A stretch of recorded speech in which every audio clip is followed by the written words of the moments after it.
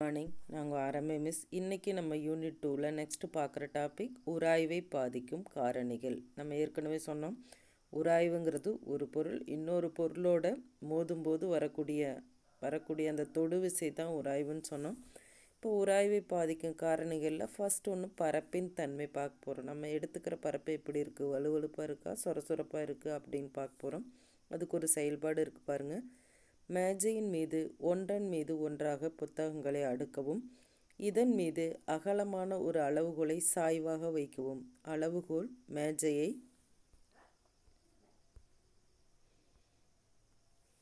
தொடும் இடத்தில் செவ்வக வடிவிலான காகிதத்தை மேஜையின் மீது பரப்பவும். இப்போ என்ன பண்ணுறோம் அப்படின்னா, ஒரு பெஞ்ச் மேலே புக்கு நிறையா அடுக்கி வச்சிடறோம். அந்த புக்கு அடுக்கி வச்சதுக்கு மேலே ஒரு அகலமாக இருக்கிற ஒரு ஸ்கேலை வச்சிடறோம். ஸ்கேல் அந்த மேஜையை சாய்வாக வச்சிடறோம். அந்த மேஜையை தொடுற இடத்துல பார்த்திங்கன்னா பேப்பரை போட்டு வச்சிடறோம். மேஜை ஃபுல்லாக பேப்பரை போட்டுறோம். கோழிக்குண்டுகளை அளவுகோலின் மீது நழுவு செய்யவும். நமக்கு தெரியும், விளையாடுவோம் இல்லையா கோழிக்குண்டு, அதை மேலே அளவுகோல் மேலே போடுறோம். கோழிக்குண்டு அளவுகோலிலிருந்து நழுவி காகிதத்தில் உருண்டோடும். கோழிக்குண்டு ஓய்வு நிலையை அடைந்த பிறகு 1 மீட்டர் அளவுகோல் மூலம் தொலைவை அளக்கவும். காகிதத்திற்கு பதிலாக கண்ணாடி, மரப்பலகை, பருத்தி துணி, செய்தித்தாள், எழுத பயன்படும் அட்டை என வெவ்வேறு பொருள்களை பயன்படுத்தி சோதனையை மீண்டும் செய்து கோழிக்குண்டின் தொலைவை அட்டவணைப்படுத்துவோம். இப்போ என்ன சொன்னோம் அப்படின்னா, ஒரு மேஜை எடுத்துக்கிறோம். அது மேலே பார்த்திங்கன்னா நிறைய புத்தகத்தை அடுக்கி வச்சிட்றோம். அந்த புத்தகத்துக்கு மேலே சாய்வாக ஒரு ஸ்கேலை பெஞ்சில் படுற மாதிரி வச்சிட்றோம். இப்போ இந்த ஸ்கேல் பெஞ்சில் தொடுற இடத்துல பார்த்திங்கன்னா ஒரு பேப்பரை விரித்து போட்டுறோம். இப்போ கோழிக்குண்டு எடுத்து அளவுகோல் வழியாக மேலேருந்து போடுறோம். இப்போ கோழிக்குண்டு அப்படியே நழுவிக்கிட்டே பெஞ்சில் பட்டு என்னாகும் அப்படின்னா காகிதத்து வழியாக நகர்ந்துக்கிட்டே இருக்கும். அது எவ்வளவு தூரம் போய் நிற்கிதுங்கிறத ஒரு ஸ்கேல் வச்சு அளந்துக்கிறோம். இப்போ அந்த பேப்பர் எடுத்துக்கிட்டு அதுக்கு பதிலாக பருத்தி துணி, அடுத்தது செய்தித்தாள், எழுத பயன்படுத்துகிற அட்டை, இதையெல்லாம் வச்சு இதே சோதனையை திரும்ப திரும்ப செஞ்சு பார்க்குறோம். இப்போ கோழிக்குண்டு நகர்ந்த தொலைவை கண்டுபிடிக்கிறோம். அதை அட்டவணைப்படுத்துகிறோம். எவ்வளோன்னு பாருங்கள். மேஜையின் மீது விரிக்கப்பட்டுள்ள உருளும் பரப்பு, நழுவிய பின் கோழிக்குண்டு கடந்த தொலைவு. இப்போ அதை அட்டவணைப்படுத்தியாச்சு. இதிலேருந்து நமக்கு என்ன தெரியுது அப்படின்னா, காண்பது கோழிக்குண்டு கண்ணாடி பரப்பில் கடந்த தொலைவை விட பருத்தி துணியில் கடந்த தொலைவு குறைவு. இப்போ பார்த்திங்கன்னா, இப்போ கண்ணாடியில் கோழிக்குண்டு பார்த்திங்கன்னா ரொம்ப தூரம் போயிருக்கும், பருத்தி துணியில் ரொம்ப தூரம் போயிருக்காது. இதுக்கு என்ன காரணம்னு பாருங்கள். சொரசொரப்பான பரப்பை உடைய பருத்தி துணி அதிகப்படியான உராய்வை தருவதால் கோழிக்குண்டு நீண்ட தொலைவை கடப்பது இல்லை. அதே சமயம் வளவளப்பான கண்ணாடி மிக குறைவான உராய்வை தருவதால் கோழிக்குண்டு அதிக தொலைவை கடக்கிறது. மேற்கண்ட சோதனையிலிருந்து பரப்பின் சொரசொரப்பு தன்மை அதிகரித்தால் உராய்வு அதிகரிக்கும் என்பது தெளிவாகிறது. இம்பார்ட்டன் ஒன்று. அதாவது கண்ணாடி பரப்பில் கோழிக்குண்டு ரொம்ப தூரம் போயிருக்கும், பருத்தி துணியில் குறைவான தூரம் தான் போயிருக்கும்.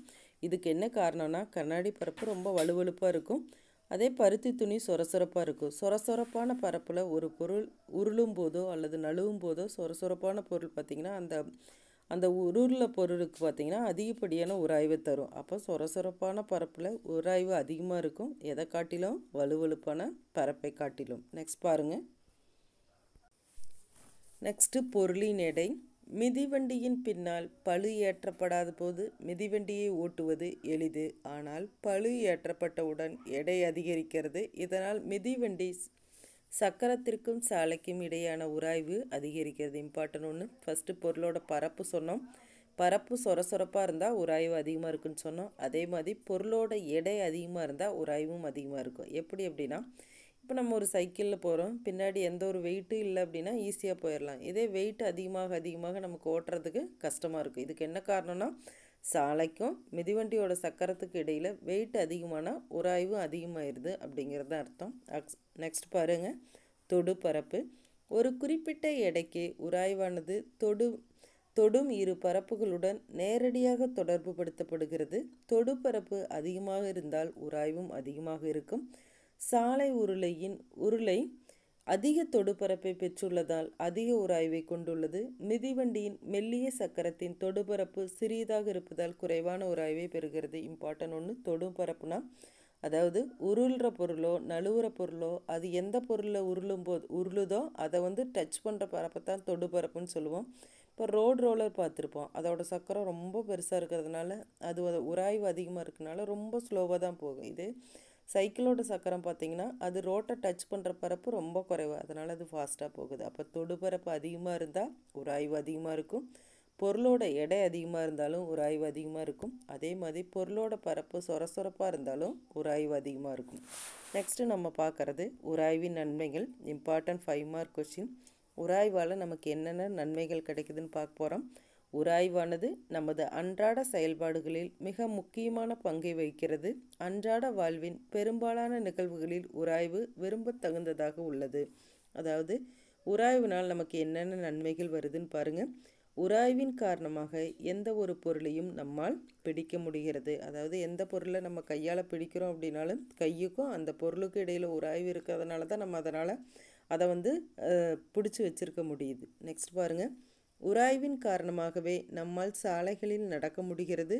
செருப்பும் தரையும் நாம் நழுவி கீழே விழாமல் நடக்க உதவுகின்றன. உராய்வு இருக்கிறதுனால தான் நம்மளால் தரையில் நடக்க முடியுது. இப்போ செருப்புக்கும் தரைக்கு இடையில் இருக்கிற உராய்வு தான் நம்மளை கீழே விழாமல் நடக்க வைக்குது.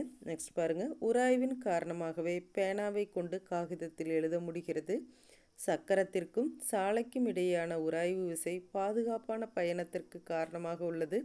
இயங்கும் வாகனத்தை நிறுத்த தடையை செலுத்தும் போது உராய்வின் காரணமாகவே வாகனம் ஓய்வு நிலைக்கு வருகிறது. அதாவது சக்கரத்திற்கும் சாலைக்கு இடையில் உராய்வு விசை இருக்கிறதுனால தான் நம்ம பாதுகாப்பாக போக முடியுது. இப்போ சப்போஸ் நம்ம பிரேக் பிடிச்சோம் அப்படின்னா அந்த சக்கரத்திற்கும் தரைக்கு இடையில் இருக்கிற உராய்வு விசை இருக்கிறதுனால தான் டக்குன்னு வாகனம் நிற்கிது. நெக்ஸ்ட் பாருங்கள். தீக்குச்சியை கொளுத்துவது, துணியை தைப்பது, முடிச்சுகளை போடுவது, சுவற்றில் ஆணியை அடிப்பது என எல்லாவற்றிற்கும் உராய்வே காரணமாக உள்ளது. உராய்வின் உதவியால் அன்றாட வாழ்வில் பெரும்பாலான வேலைகள் எளிதானாலும் சில தீய விளைவுகளும் உண்டு. எனவே உராய்வை தேவையான தீமை என்றழைக்கின்றன. இம்பார்ட்டன்ட் 1. உராய்வால் நிறைய நன்மைகள் இருக்குது. அப்படி நன்மைகள் இருக்கும்போது அதில் தீமையும் இருக்குதா அப்படின்னா தீமையும் இருக்குது. அதனால தான் உராய்வை தேவையான தீமைன்னு சொல்கிறோம். இப்போ உராய்வினோட தீமைகள் பாருங்கள். கருவிகளில் உள்ள பற்சட்ட அமைப்பு, திருகுகள் போன்றவை ஒன்று மற்றொன்றின் மீது தேய்க்கப்படுவதால் அவை தேய்மானம் அடைகின்றன. உராய்வை குறைப்பதற்கு அதிகப்படியாக வேலை செய்ய வேண்டியுள்ளதால் ஆற்றல் இழப்பு அதிகமாகிறது. உராய்வு வெப்பத்தை உருவாக்குவதால் கருவிகள் உடைந்து பழுது ஏற்படுகிறது. இம்பார்ட்டன்ட் 1. அதாவது உராய்வுன்னா நம்ம ஏற்கனவே சொன்னோம், ஒன்று இன்னொன்னோட மோதுறது அப்படின்னு. இப்போ நம்ம திருகெல்லாம் பார்த்திங்கன்னா ஒன்று இன்னொன்னோட மோதிக்கிட்டே இருக்கிறனால சீக்கிரம் தேஞ்சு போயிடுது. இது உராய்வோட தீமை. அதே மாதிரி உராய்வை குறைப்பதற்கு நம்ம அதிகப்படியாக நம்ம வேலை செய்ய வேண்டியுள்ளது. அதே மாதிரி உராயும் போது வெப்பம் உருவாகிறதுனால கருவிகள் உடைந்து பழுது ஏற்படுகிறது. இந்த டாபிக் வரைக்கும் இந்த கிளாஸில் இருக்கட்டும். நெக்ஸ்ட் டாப்பிக்கை நெக்ஸ்ட் கிளாஸில் பார்க்கலாம். இப்போ ஹோம்ஒர்க் கொஸ்டின் என்னென்னு மார்க் பண்ணிக்கிங்க பார்க்கலாம். ஃபஸ்ட் கொஸ்டின், இந்த உராய்வின் தீமைகள் இந்த 3 பாயிண்ட். ஃபஸ்ட் கொஸ்டின் இந்த உராய்வின் தீமைகள் 3 பாயிண்ட். நெக்ஸ்ட்டு செகண்ட் கொஸ்டின் பார்த்தீங்கன்னா,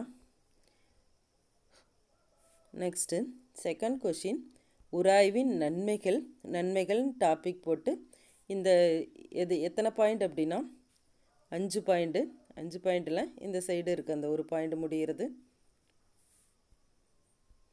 இது வரைக்கும் இந்த 5 பாயிண்ட். இது ஒரு 5 மார்க் கொஸ்டின். உராய்வின் தீமைகள் 2 மார்க் கொஸ்டின், உராய்வின் நன்மைகள் 5 மார்க் கொஸ்டின். இந்த 2 தான் ஹோம்ஒர்க் கொஸ்டின். படித்து ஹோம்ஒர்க்காக சென்ட் பண்ணிடுங்க. Thank you students.